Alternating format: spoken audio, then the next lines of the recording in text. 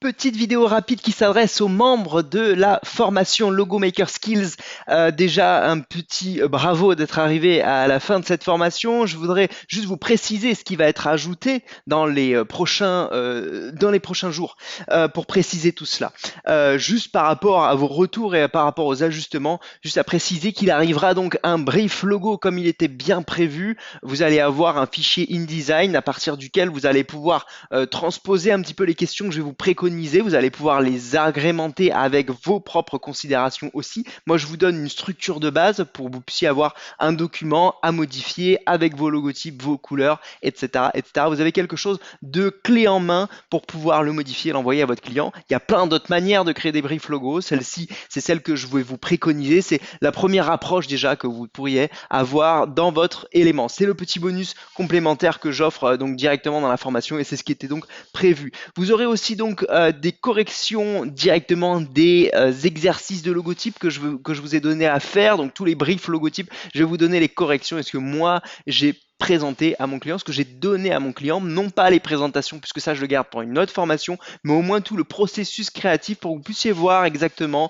comment ça se passe et comment est-ce que moi je l'ai créé les éléments. Et vous allez voir que les logotypes que j'ai fait dès le départ sont pas forcément super attrayants et vous verrez que même moi après quelques années d'expérience, après une bonne dizaine d'années d'expérience, ben ça vient pas comme ça vient pas du premier coup et qu'il y a beaucoup d'itérations qui sont faites. Ça vous permettra aussi de vous réconforter dans votre approche de création.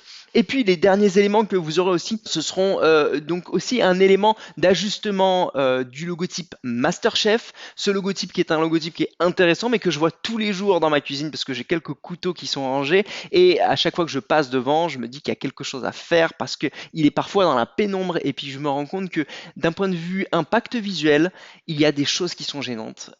Et donc je vais vous montrer comment est-ce que moi je préconiserais de le réajuster par rapport notamment à toutes les considérations visuelles et à tous les éléments de méthode que je vous donne directement dans la formation, notamment par rapport à l'acuity type, par rapport au blanc entrant que je vous préconise de réaliser et tous ces éléments-là, toute cette gestion notamment de la grille et des épaisseurs et des blancs entrants, vous verrez que c'est tout simplement assez simple à mettre en place. C'est juste qu'il faut arriver à avoir l'œil pour arriver à faire ce genre de choses et de modifier pour avoir à faire ce genre de modification, pardon.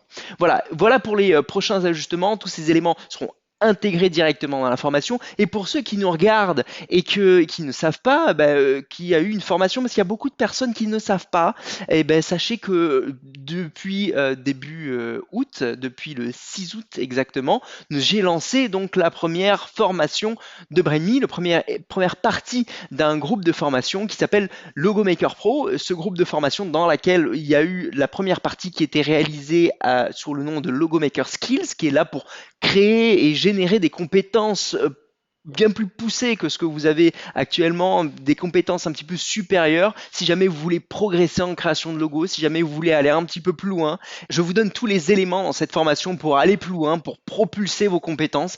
Dans cette formation, j'ai suivi un groupe pilote. Il y a eu 9 personnes que j'ai suivies pendant 4 webinaires complémentaires pour pouvoir les aider à propulser leur créativité, à propulser aussi leur qualité esthétique et leur qualité visuelle qu'ils vont présenter à leurs clients.